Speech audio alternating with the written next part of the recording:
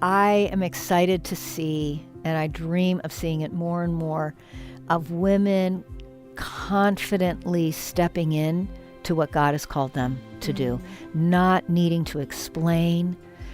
And it's not like they all need to teach or they all need to evangelize. I don't have a template. Whatever good work God has for you, that's what I want you to be able to do.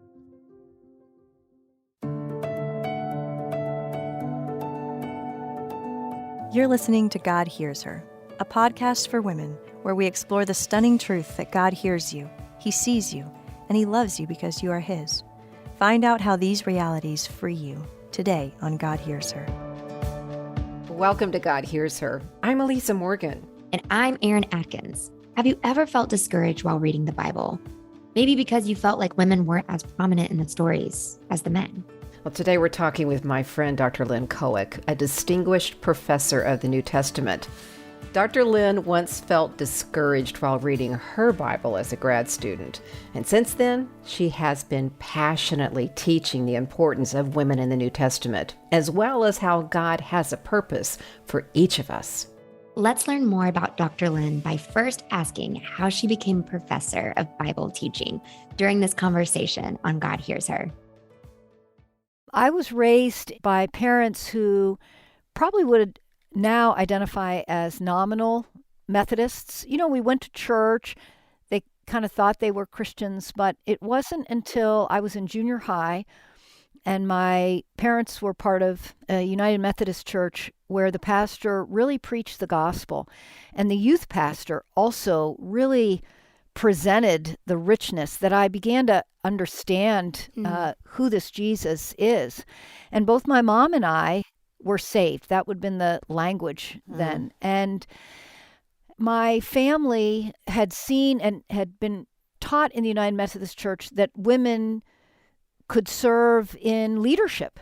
So that was sort of assumed. And then my mom and I, we came to Christ. So unfortunately, that particular United Methodist Church was not excited about the pastor's energy towards evangelism. And so he was invited to leave, as was the youth pastor. And when that happened, my mom wanted to get in a space where there still was that good Bible teaching. And so we started in another church, a church plant of the Evangelical free denomination. And we had a wonderful pastor there who really taught the word, which was fantastic because both my mom and I were so hungry for it. But it was in a structure that didn't allow women to do leadership. So there was kind of a, I don't know that I would call it a conflict, but in my home, it was like, well, you can be anything, Lynn. But in church, it was like, well, no, not so much, you know? And so that confusing. was the tension. It's like inconsistent. Yeah, and we had a very dynamic youth group that was both college and high school age. It was a very small church plant. And so the youth, in a sense, met, and some of the college kids were the leaders of the youth. That's where I met my husband. Youth group. Yes. Of course, I love it. I know. Tell me, okay, I want to know, let's just get a little bit behind the scenes of that. Yeah. When you saw him, did you know, or were you like, TD Tell us knows more. this story, so it won't be a surprise. Yeah, I kind of thought, well, that's interesting. Yeah, I was not super impressed, but that quickly changed. Yeah. Was he pursuant of you? Yeah, he was, although he's in college, right? And he started school young as a 4-year-old, right? Wow. He has a December birthday, and so he started kindergarten at 4, right? So he was young. Very young. Yeah. So we're 3 years apart in age and also in a class. Okay. So fast track. So when did you get married? Yeah, Did you when have he kids? graduated from college, we got married. So that meant I had just finished my freshman year in college. Wow, I was just shy of my 19th birthday. Oh, my goodness. I know. When our children later reached that age, they just looked at us like, You're crazy. oh, my word, you're crazy. You know, just to pause right here, you were in this family where women could do anything, and then the church gave you a different message that women can only do certain things. Okay, now you're married so young and you're in college. So how did getting married that young shape what you thought you were going to be when you, quote, grew up? You That's know, a how great did that question, shape you? You know, I just did things by the seat of my pants. When I look back, I think it is amazing that I got a PhD. It really is, because nobody encouraged me in this except, again, my parents and my husband. I come from a medical family, and so would you want to go into medicine? I thought about that. But I also love the Bible. I love teaching. My mom talks about, I'm the oldest of three, and they had to listen to my teaching, whether they wanted to or not growing up, You don't know anything like that. No. That's awesome. I love it. Yeah. So, I think I was encouraged that way to go forward. But there were real hurdles. For example, when I graduated from college, I thought, well, I'd like to study the Bible. And I know my pastor went to a seminary, has a very good reputation. Well, I'll go there, get my MDiv or MA in Bible, and then go on for my PhD. But the church would not write a letter of recommendation for me to go study the Bible. They would sign for me to go if I did Christian education, but not for the Bible. So yeah, so you get these messages, right, from my family. Go for it. Yeah. We have no idea how. Yeah. But just go what for it. It means, yeah. Yeah. And then from the church, no, that's not legitimate for you to study the Bible. Wow. What role did your father play in you becoming you? I've heard you talk about your mom. Did he go to church with you? Did he give you the mirror back that you can do anything you want, Lynn? Or, was he conflicted? Yeah, he did come to a born-again experience a couple of years after me and my mom.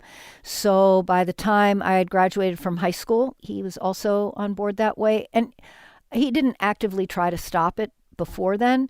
My dad, I think, allowed for all of his kids to take risks. He is a risk taker.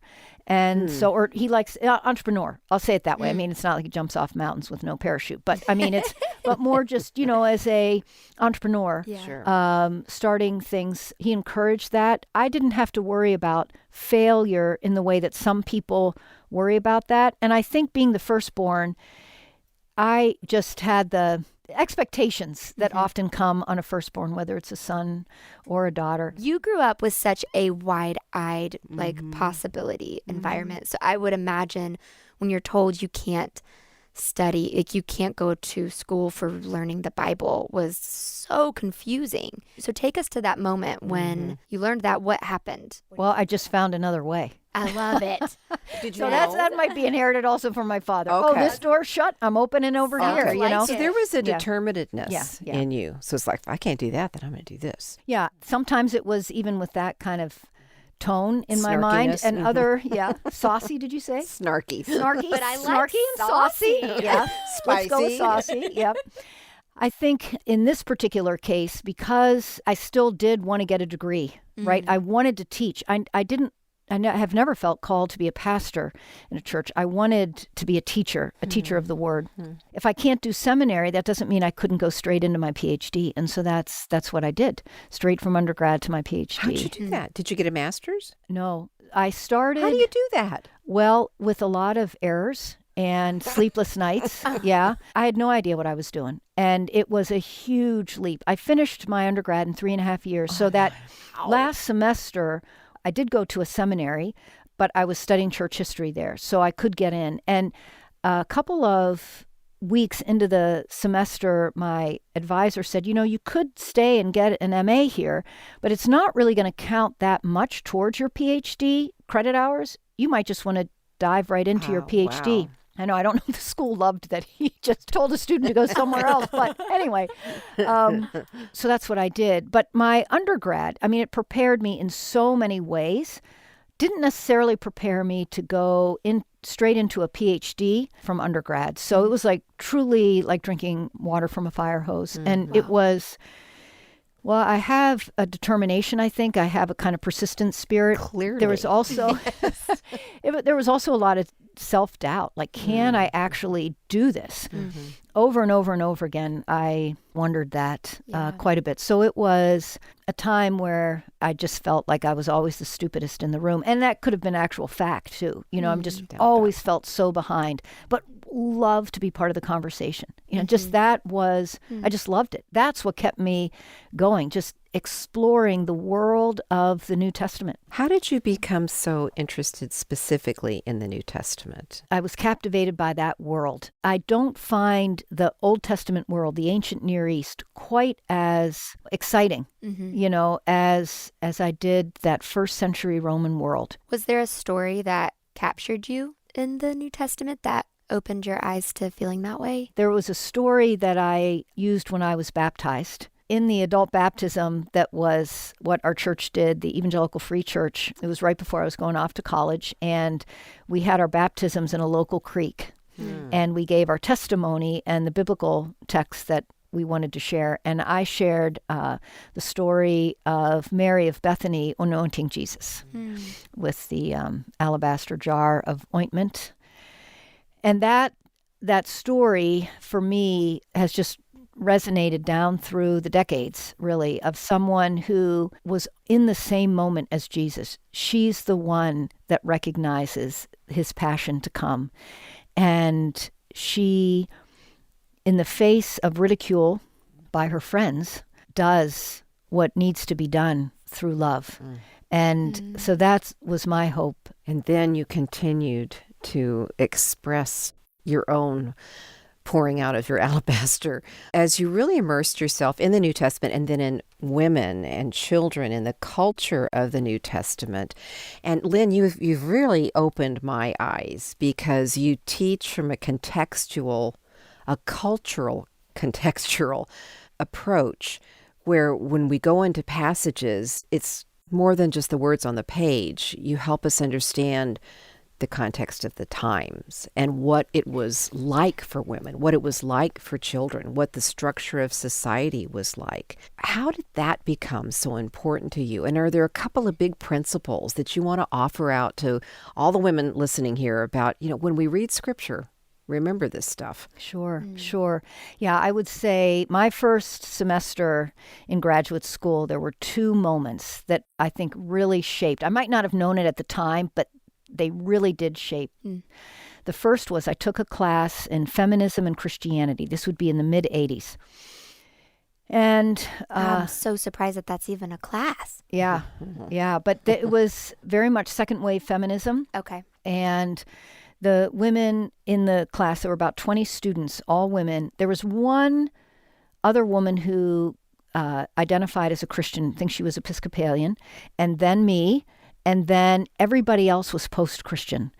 And I felt that's how they identified. And my heart... And for anybody listening who doesn't know what that means, what does that mean, post-Christian? Well, I think for them, they were done with Christianity. Okay. They were done with the church. I'll put it there. Why were they taking this class? Feminism and Christianity, I think, to the feminism point, to kind of see the critique, perhaps, of Christianity. Okay. Right. And the authors that we read, some of them strongly critiqued the church. Not all. With these women... It just broke my heart that they wanted nothing to do with Jesus because they wanted nothing to do with the church. And I just thought, that's not right. I wish they would know Jesus as I know Jesus. And I just lamented that reality. And I think that has been a burden then of mine to be able to call the church to account. Maybe, that sounds too bold, but just to at least acknowledge, okay, the church has gotten some things wrong that has pushed women away, but to also then invite women, look at who God is, who loves, right? You're seen, you're heard, you're loved by God, right? Like that is the truth of the Bible. And so I really wanted to, at that age, I didn't think, I want to make an impact. I didn't think, it just struck, it broke your heart. It broke my heart, yep.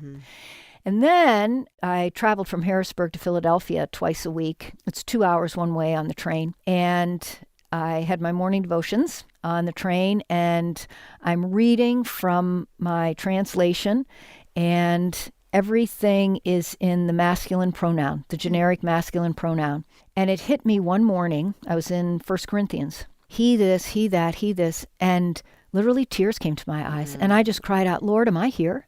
Am I in this story at all? And I think that helped crystallize for me this personal interest in exploring the biblical text and how God sees women, right? Yeah. And how women are integral to the people of God, the ancient Israelites and the Church of the Apostles. And so, yeah, it became in part a personal journey, but it was also at this time in the 80s, the rise of studying historical women, especially in Christianity. And so there was a lot of work being done on trying to raise up these stories that have been there, but we just didn't pay attention to them. Are there things that you would want to say that we should keep in mind specifically as women when we're reading in the New Testament? I think so. I think one thing to keep in mind is that women populated the landscape. And even though sometimes in the biblical text only men are mentioned, that's just a convention of the day.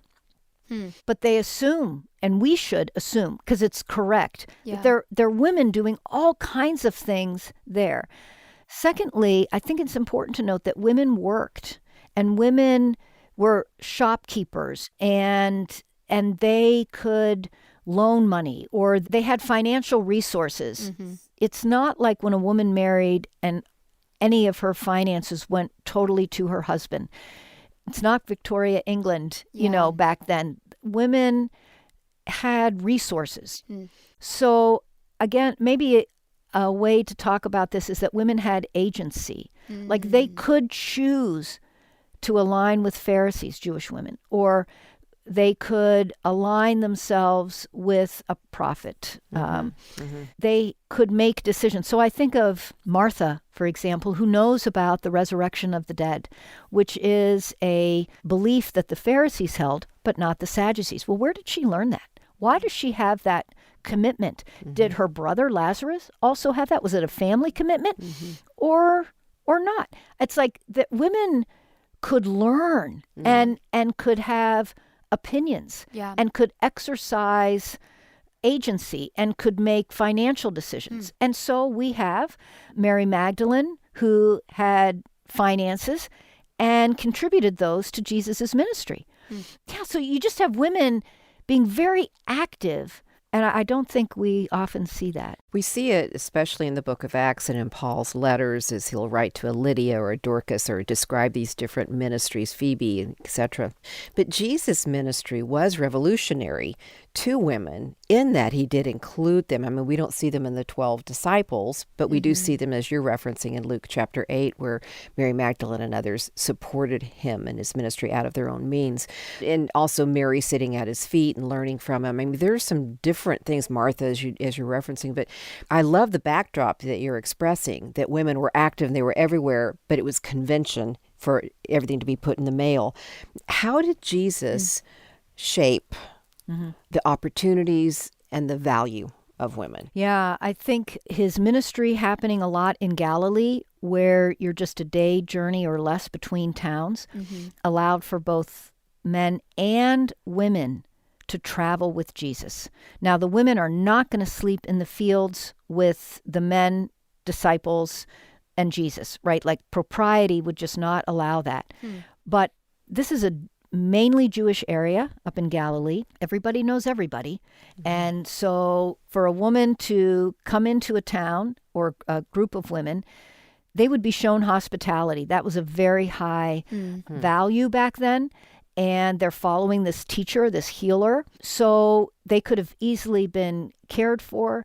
So we need to imagine these women and men are traveling with Jesus, and there are culturally appropriate ways that protect modesty and safety for the women. Not a problem in Galilee. In their journey up to Jerusalem from Galilee through Samaria, there I think they'd be traveling, both men and women, Jewish men and women, would have a dynamic in dealing with Samaritans. But once you're in Judea, not a problem.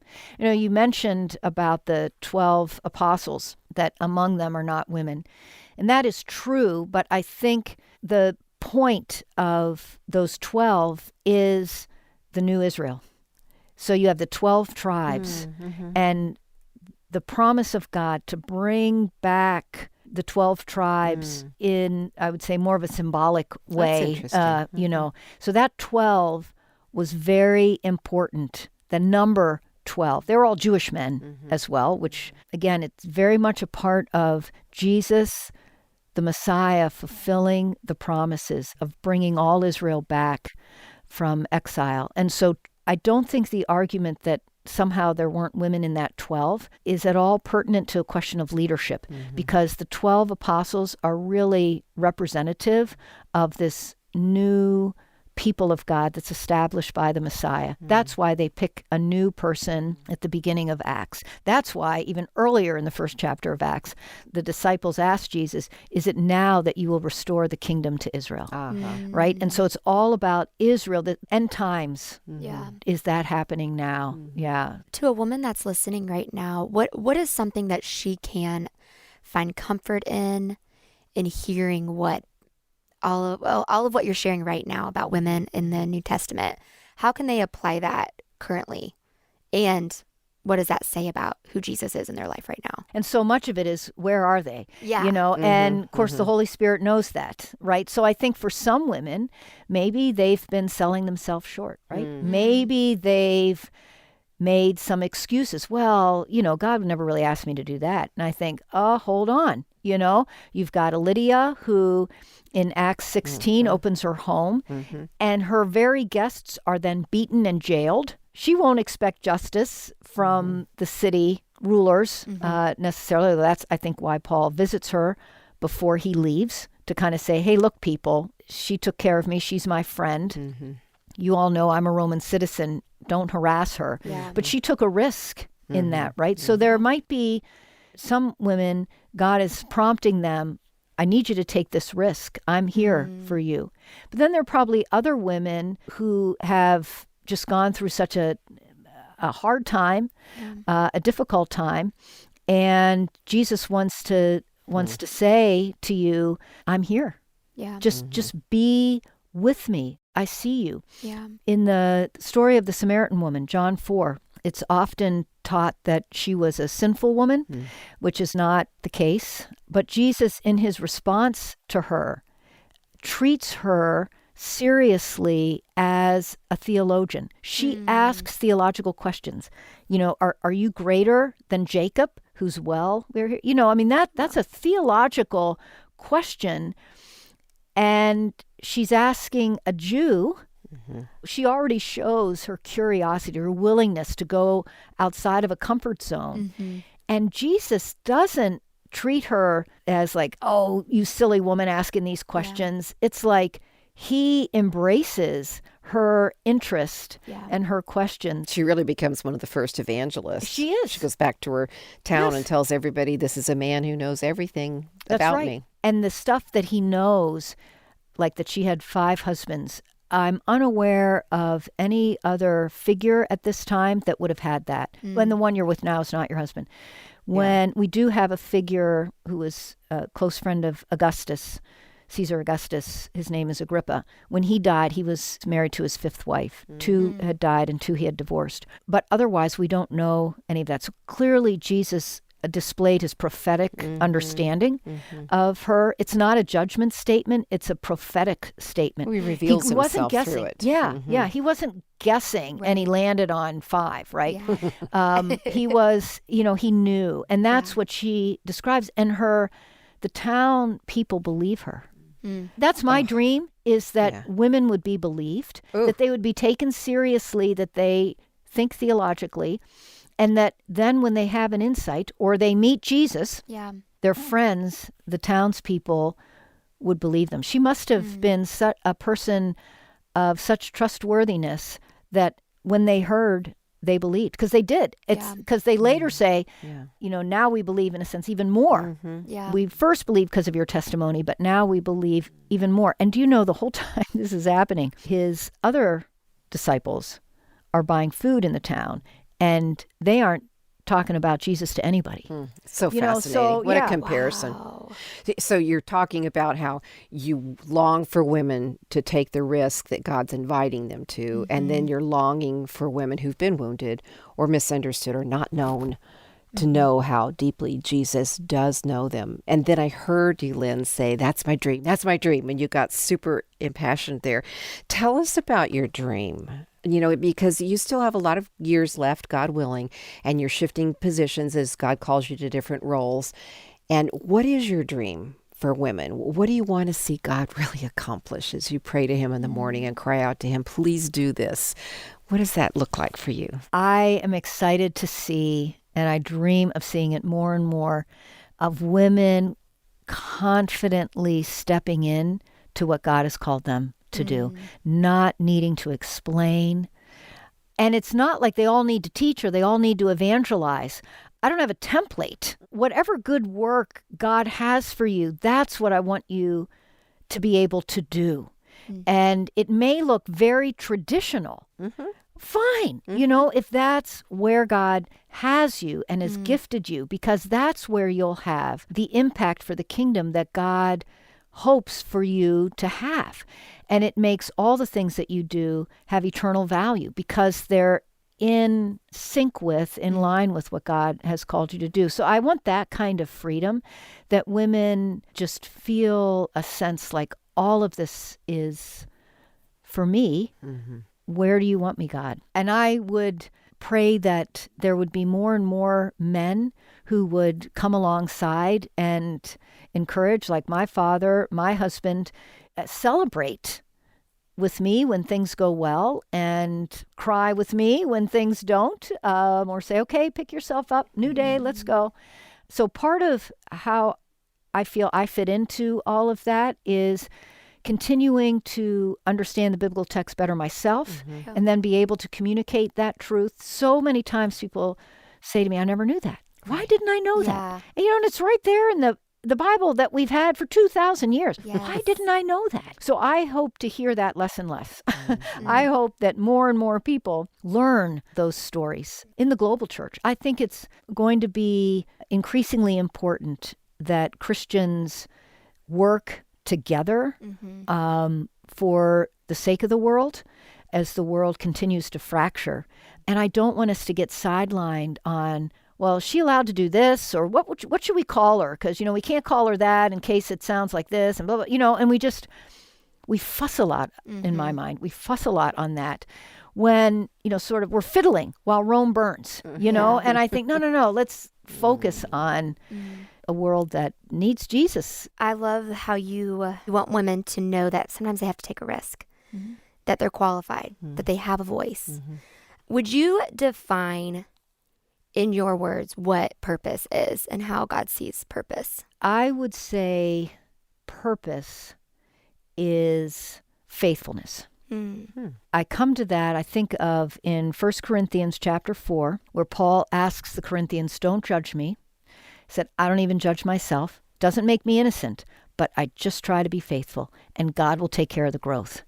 And so that's why I say with purpose might imply for some people an end goal. But I think for believers, we don't always know what that end goal is in a concrete sense. Paul tells the Romans and us that we are predestined to be conformed to the image of the Son in chapter 8. We are predestined to be conformed to the image of the Son. That's our ultimate goal, right? And we are being transformed from glory to glory, right? 2 Corinthians. And so I think when I see how Paul as an individual says, I'm trying to be obedient. I'm not even going to judge, is this effective or not? Because I don't know the big picture. All I know is God asked me to do this. And sometimes, you don't even know, you're not even sure, is God asking me to do this? Right. You feel like you're walking in the dark. Exactly. Yeah. If it's about being in relation, right, and having a relationship with Jesus, then purpose is knowing more deeply, loving more strongly, receiving the love more acceptingly, and then sharing that. If that's what our focus is, then I think purpose happens. It may be hard, though, to go after purpose directly. Yeah. I think of the story of Amy Carmichael, a missionary in India, 1800s, right, was when she lived. And she was an evangelist, going from town to town preaching the gospel. And she really wanted to continue doing that. But there were a number of girls that had been dedicated to temple shrines in one way or another, came to her seeking to leave that world of what we would call slavery in real sense. At one point, they had, I think it was a typhoid, but it may have been something else, an illness, where they had to stay in one spot for a while till the illness went away, and more girls came. And what she finally realized was that God was calling her not to move around and evangelize, which is what she wanted, but rather to stay in one place and to care for these girls. And she said there was a Tamil proverb that children bind a mother's feet. And she said, and I thought of that and thought, but who am I to complain about bound feet when my Savior's hands were scarred for me? I mean, she said it much better than that, but that was her sentiment. And so she embraced, with difficulty, but she embraced the ministry that God had for her, which wasn't necessarily her dream per se, but became her dream. And she also worked for years to get a law changed that would benefit these girls. And it eventually, at the end of her life, it was made into law. And I just think back to, like, that to me models of faithfulness, right? That she has tremendous courage. I'll go anywhere. And God says, no, I want you to stay right here, you know? And there was so much fruit that came from that. I love the example of Amy Carmichael. We are all women with a purpose. Well, before we go, make sure to check out the Discover the Word series where Elisa shares more about women in the work of Jesus. You can find the link for that and our blog on our website at godhearsher.org. That's godhearsher.org. Thanks for joining us. And don't forget, God hears you, He sees you, and He loves you because you are His. The day's episode was engineered by Ann Stevens and produced by Jade Gusman and Mary Jo Clark. We also want to thank Tyler and Emmy for all their help and support. Thanks, everyone. God Hears Her is a production of Our Daily Bread Ministries.